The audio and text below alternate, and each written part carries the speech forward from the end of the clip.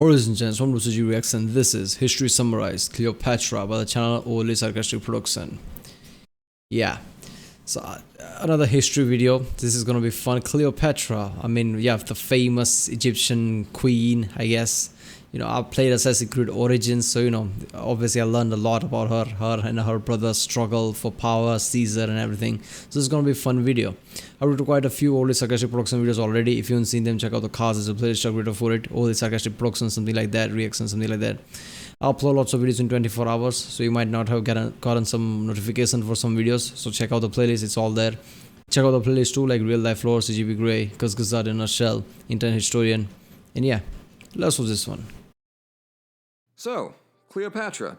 Pretty straightforward story. Shakespeare tells us that she's the gorgeous queen of Egypt and master of the art of seduction who banged her way across Rome to get power, ultimately ruining her own empire before committing Cobra-assisted suicide. Couldn't be easier, right? Wrong. For starters, never trust a leading question, but secondly, and actually on topic, Cleopatra's real story is rather less uniformly disparaging and far more interesting. History's pervasive problem with Egypt's final pharaoh is that she usually plays a side character in Roman history rather than ever being the protagonist in her own right, and her story usually gets smeared in the shuffle because of it.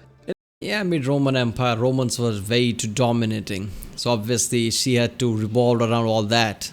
It also didn't help that the only historical sources that we have on the matter are from Romans. Hence the Rome-centrism and the casting of her character have on the matter. Octavian's like, you see as cooties. Caesar's like, you sound useful and cute. Are from Romans. Hence the Rome-centrism and the casting of her character as a seductress with a habit of ruining otherwise perfectly blameless great men. But such is life. So, to get at the woman behind the myth, let's do some history. Oh god, he's playing Origins music. Oh, that hit me as soon as I heard that. I don't know why people hated Assassin's Creed Origins, but I don't know, it was just the time in my life. I was at the time I was in a right place or something. I just played the game at the right conditions. I don't know what that was, but I remember playing that game for hours and hours. That was the first time Ubisoft used those kind of graphics. Assassin's Creed Origins was the first type of different engine that they used. Then they continued using that in Far Cry 5, in Odyssey.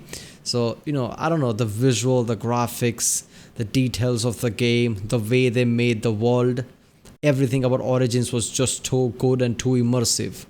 I mean, you know, I remember playing that, just different type of terrains.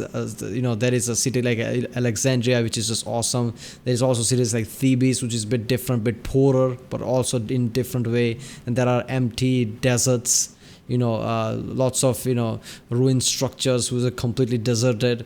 For long distances, you can't see nothing. You actually have to travel through deserts, which takes time. It's just so awesome, the whole game. Different terrain changes. Then there is a, you know, north of the Siva, there is places where there is a Greek or Roman type of things where there are aqueducts and things are. So, you know, the terrain is so different. Landscapes are so different throughout. It's awesome seeing those pyramids in the distance when night happens, and it's really immersive open world game. So when I play that, look, Odyssey is just awesome. Assassin's Creed Odyssey is just great. It's fun game. But Origins is a really immersive game. You can really feel it. You know, I felt the game when I played it. You know, every time I went to the high level desert with those, you know, ancient ruins and things where you can see nothing at the horizon but desert and just empty places. It felt good, and the music, just like the music is playing right now, even the, you know, main menu music, that was so good. So the whole game was so immersive. It's one of the best experiences of open world game I ever had. You know, whenever I play open world game, when I start to feel immersed in the game ends, like we're close to the last mission or something like that. Obviously that's not the case with the Bethesda games, but still, while Assassin's Creed Origins and even Odyssey, that's not the case. These are long, big games. So when you feel immersed in the game, when you play it good enough, you feel the game about right. You know the game plan, everything. There are so many quests left. It's really fun. Cleopatra's story actually starts 300 years earlier when a Greek kid named Alexander decided that he wanted to own the entire planet. So he marched eastward, beat the Persians, and conquered everything in sight. When he died 20 minutes later without a clear line of succession, his generals scrambled to claim their corner of the fragmenting Macedonian Empire. The general Ptolemy got his hands on Egypt and became King Ptolemy, kickstarting a dynasty that I can only describe as deeply unpleasant to trace. And speaking of, click the video on the top right if you want to watch me lose my freaking mind attempting to document the chronology of that lineage. But, unsettling family politics aside, the Ptolemaic dynasty ruled during the so-called Hellenistic era, where Alexander's successors spread Hellenic, that is to say Greek, culture out to Syria, Mesopotamia, and Egypt. Although our story takes place along the Nile, the ancestry of the Ptolemaic rulers and the culture they promoted were unmistakably Greek. Fast forward 3 centuries and we have Cleopatra VII and her younger brother Ptolemy XIII. Both lived in the beautiful city of Alexandria. The first century. See, that's what I'm talking about. Look at that. Look at the city, here, the lighthouse, but you can also see the desert and empty places.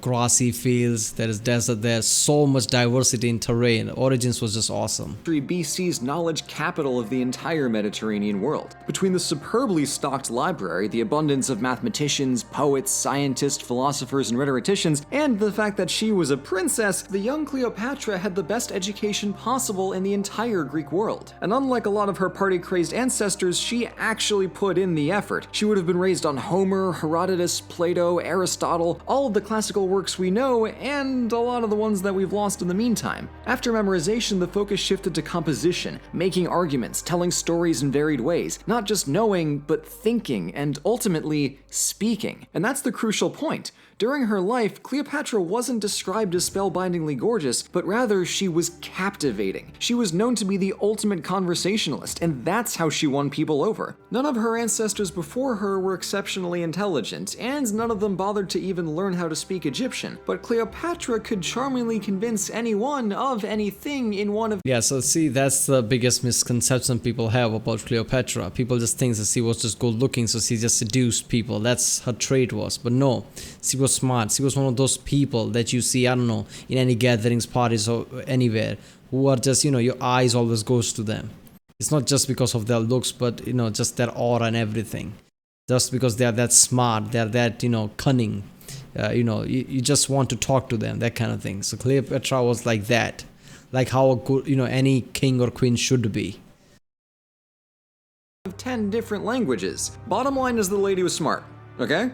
Because I feel like that point is all too often ignored in favor of how supposedly hot she was. Yeah, seriously. So anyway, when Cleopatra's father Ptolemy XII died, the throne passed to her prepubescent brother Ptolemy XIII, and she served as his— Even in the origins, I mean, she showed this, this lustful, some kind of a character in the origins. Even I felt like, you should have shown more brilliant side of her, a better. I mean, there is a brilliant side of her in origins, but not as much as should have been. Co-monarch. Interfamilial scheming was no stranger to the Ptolemies, and after a couple years of power jockeying between them, Ptolemy made the political and military friends he needed to force Cleopatra into exile. But at the same time, another much bigger civil war was afoot. Namely, Caesar was busy staging a gigantic coup and chasing Pompey across the entire Mediterranean. Now, Pompey was close with the Ptolemy kids on account of business with their father, and Cleopatra's hope was that she could promise Egypt's armies in his fight against Caesar if he kicked out her brother and made her queen. Solid plan. But the— I was seeing that biased history video, so I know what's gonna happen next. The murder's gonna happen, and the Caesar's gonna get pissed. boy King Ptolemy decided that Caesar was a better bet, so he had Pompey killed the second he arrived in Alexandria. Caesar was deeply irritated at having his victory yoinked, so he angrily plopped himself down in the royal— Okay, is it just he's just angry that he didn't got to kill him, or he was angry that, Ptolemy king killed a Roman, emperor or something like that, because he was, triumvirate or whatever they are called. So is he angry that he killed a Roman? Or was he angry that, Ptolemy killed his kill or something? He stole his kill or something like that.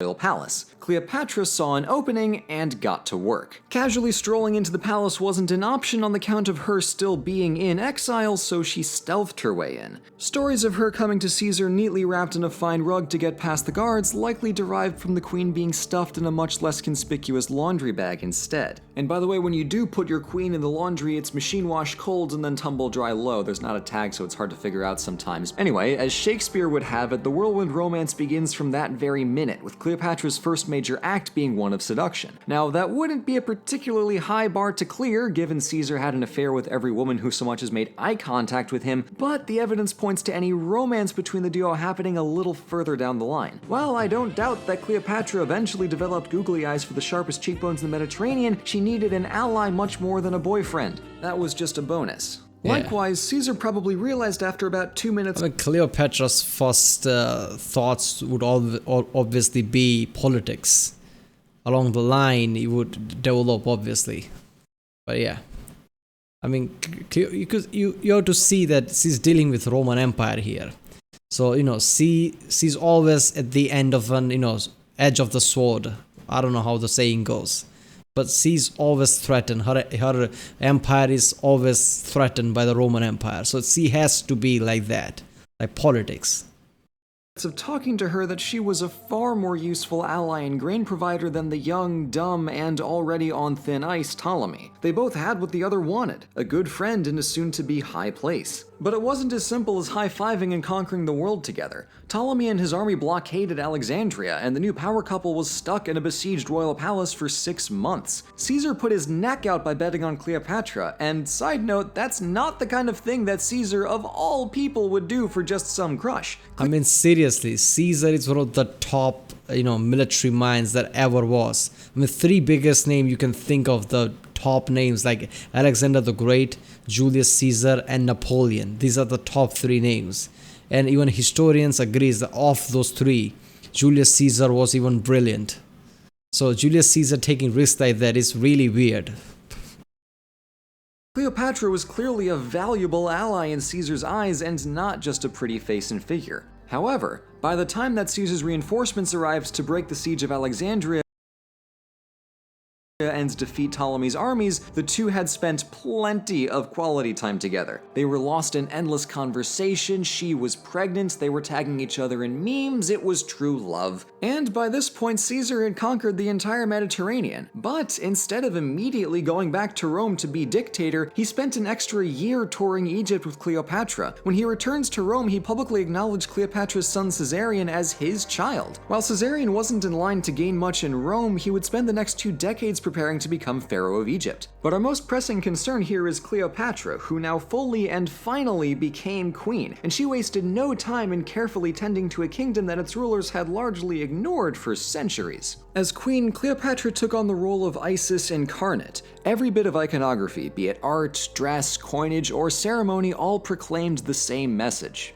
Hi, my name is Cleopatra, and I will be your goddess. While Isis was essentially a universal deity in the Yeah, that is important though. I've said it in lots of videos, in history videos, like if you claim you're just the incarnation of God or anything like that, there's a less chance of people stabbing you in the back. I mean, seeing how the Roman history has gone, people stab each other constantly.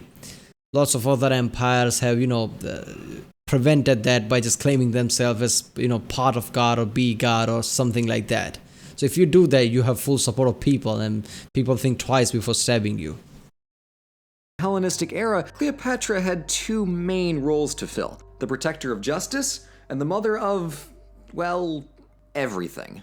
To that end, actually being a mother was great PR for her because she really got to lean into her relationship with the fertility of the Nile River. Agriculture was everything on the Nile, and after her father went bankrupt by bribing Rome not to annex Egypt, she made effective use of a strong bureaucracy to make sure the economy ran smoothly. When your entire country lives and dies by the flooding of the river, there really was no room to be laissez-faire about it. And as it happened, she had to deal with a string of droughts in the early years of her reign, which she handled remarkably well. The Ptolemaic rulers rulers were the most notorious party animals on Earth, and Cleopatra was no exception to that affinity for pageantry. She differed in that she utilized that revelry to make religious and political statements, and she recognized that being a queen necessitated actually doing work. Whenever she wasn't hosting a royal function or ceremony, she was reading and writing letters, addressing complaints from people up and down the Nile. She was also very attentive to the strife between Greeks and Egyptians.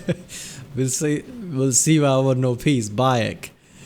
Oh, great. Dear Horus, not this nonsense again. I asked help of Siva once. I asked help of Bayek once, and now he constantly. This is so good. I love how we just put origins reference here. Obviously, the music and everything, but still. Most civil disturbances stemmed from that simple divide. So Cleopatra presented herself as a queen for both her fellow Greeks and for the population of Egypt that was, well, Egyptian, because no one in her family had bothered to do that before her. She held corruption accountable, provided for her people in equal measure, embraced the Egyptian aspects of her role as pharaoh, and, again, actually spoke Egyptian. Every other Ptolemaic king used the throne as an excuse to party all day and all night, but not Cleopatra. In her 18 years as queen, her reign can be summarized with just a single sentiment: she cared. Meanwhile, on the Roman side of the Mediterranean, which is to say the entire rest of the Mediterranean. So yeah, she was smart. She was a good ruler. So obviously she's gonna die horribly in the end, because that's how it goes. But still, that is surprising to hear, isn't it? Because when it comes to Cleopatra, people just hear like how she was a seductress and just duped people or something like that. People don't see the side of this, like she was smart. Obviously, she did lots of politics, but she had to. She was surrounded by Roman Republic. I mean, are you kidding me? Nobody can go against Roman Republic, Roman Empire like that. So, obviously she did all that, but she was smart. She actually cared for people. She did the ruling thing. By this point, Julius Caesar got super murdered, and his adopted son and second-in-command were busy chasing down the assassins in Greece. After that mess cleared up, the young Caesar Octavian took command of the west, while Marcus Antonius held on to the east, and with it, most of the land and sea that bordered Egypt. As the conventional story goes, Antonius summoned Cleopatra to the Anatolian city of Tarsus, and she delayed to build the suspense, but they fell in love the instant they met, and it was immediately off to start a dynasty together. Again, no. Beyond the suspected eyelash fluttering and the known fact that Antonius would bang anything that even moved, let's look at some practicalities first. A decade earlier, Rome suffered an embarrassing loss against Parthia. Caesar was planning a campaign to avenge it, but the dying business threw off his schedule a little bit. Antonius, sitting pretty in the east and looking to inherit Caesar's legacy, was hell-bent on launching that campaign. But Rome was actively broke from fighting the assassins, and Parthian campaigns were stupid expensive. No one else but Cleopatra's Egypt could fund that expedition. On her end of things, Egypt could only stay independent by Rome's goodwill, and what better will is there than love? The story of the following decade is a quiet one for Cleopatra, and almost solely revolves around her lavish and ruinous. Here's what I'm thinking of Cleopatra. I mean, she became queen, but then she cared about her kingdom so much that she was trying to save her kingdom from Roman Empire. So she tried to seduce people, Caesar, and now here. So she tried to seduce people just so they will leave Egypt and, doesn't screw over Egypt. So, I mean, as rulers go, she was a good ruler, man. She cared about her people enough that she basically dedicated her life to save it at some point, I guess. Affair with Antonius. But here we need to consider the exclusively pro-Octavian sources that we have for this. As far as anyone writing during the Roman Empire is concerned, Caesar and Octavian were the winners and therefore the good guys. That's why with Caesar, Cleopatra is portrayed as a mysterious and dramatic ally, but for eventual loser Antonius, Cleopatra is said to have bewitched him into a life of enslaved debauchery and ruined everything. So after things got going, yeah, they did love each other and she had 3 kids by him, but there's more actual strategy going on here than the ancient Roman tabloids would have you believe. Cleopatra's solo story stays quiet in the Roman sources because there's no scandal and efficient government. That said, Cleopatra had a string of good times in the following decade. Her empire was prosperous, secured by bloodline, and enhanced by the small but generous gift of Cilicia, Syria, the Levant, Cyrene, and Cyprus. Nothing too fancy, just a return to the full extent of the old Ptolemaic Empire. It's one of those feel-good gifts, like scented candles. So basically, in 37 BC, Cleopatra was rolling in it. She had pretty much everything she wanted, and when Antonius set off to conquer Parthia the next year, she would become empress of the entire East. Cities were already minting coins with both of their faces on them. He was Dionysus and she was Isis. The pair of rulers was literally a match made in heaven. Except for the fact that after that, it wasn't. Like, at all. So, unfortunately, the Parthian campaign was a total disaster and Antonius lost a third of his army just on the retreat.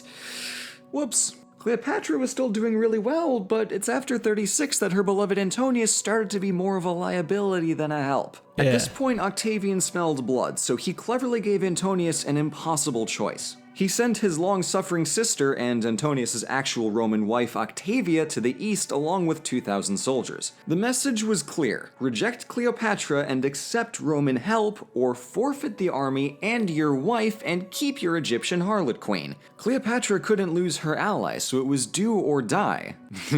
Literally. Professionalism. So she laid on the affection to win Antonius over. I mean, it worked, but now I mean, yeah, this signifies the end of her, obviously, but she had no other choice, I'm pretty sure. I mean, look at that. She's already threatened. Her whole life she's threatened by, Roman Empire like that. So, yeah. So she was doing good. She was smart. She was doing everything. Antonius was a bit of an idiot, lost his army and was becoming a bit of burden to her.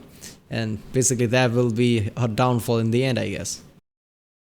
Now they were in it together until the end, and the writing was just starting to appear on the wall. To turn things around, Cleopatra did what her ancestors did best and threw a celebration. With the alliance of Antonius and Cleopatra stronger and more interdependent than ever, they decided to flex their might. During citywide festivities, Cleopatra was declared Queen of Kings, with her son Caesarion, proclaimed to be Caesar's rightful heir and a very pointed jab at Octavian, declared King of Kings and successor to the throne of Egypt. As for her children with Antonius, Alexander Helios was crowned King of Armenia, Media, and Parthia. Look, man, she was just doubling down there, alright? She's like, screw it. You're right, if I'm gonna go down, I might go down with fighting like that. So Cleopatra and Antonius then just declaring all these things. But there's one major issue. Now you are a direct crosshairs of Roman Empire. And that's not going to end well. The last two they didn't even own yet. Cleopatra Selene was given Crete and Cyrene, while Ptolemy Philadelphus got Phoenicia, Syria, and Cilicia, almost all of which belonged to Rome just a few years earlier. As far as the happy couple was concerned, the entire East belonged to their family, and they had the pan-imperial iconography to match. Egypt and the Roman East were gone, and in its place was the new empire of Antonius and Cleopatra together. However, this was a colossal slap in the face to Rome, and Octavian had a very easy time convincing the people and his armies that Marcus Antonius had sacrificed his Roman identity to consort with this dangerous and dastardly Egyptian queen. I go into both the propaganda war and the actual war between Octavian and Antonius in this video here, but for our purposes, Cleopatra's grand gesture at the so-called donations of Alexandria became her complete undoing. After their defeat at Actium, again, up over here, click it, go watch it, it was game over. The final months and moments of the star-crossed couple have been unsurprisingly romanticized to death, literally, so there's no way to actually know what's up, but we can take some educated guesses. After Actium, Antonius was a despondent mess, and his soldiers were defecting hourly, but Cleopatra was still planning ways to escape and turn the tables while consoling Antonius at every turn. That strength of character is nothing short of astounding. Even here, in total defeat, she never quit. In the end, there was no defeating Octavian. Though she threatened to burn the entirety of her treasure if he tried anything sneaky, he captured her and demanded that she be the main trophy in his victory parade. And that was something that she would not do. With her lover already dead and her children by him promised to live with the infinitely accommodating Octavia, Cleopatra instead chose death. It wouldn't have been by a snake bite, though. Those really hurt, and she had painless poisons for that kind of thing. Yeah. Per the leaked will of Antonius, the two were buried together in Alexandria, where they've gone undiscovered to this day. So, that is the roller coaster that was Cleopatra's life. What the hell did he just say? Per the leaked will of Antonius, the two were buried together in Alexandria, where they've gone undiscovered to this day. What? Nobody knows where they're buried? Damn, that's heavy. Nobody knows where Cleopatra is.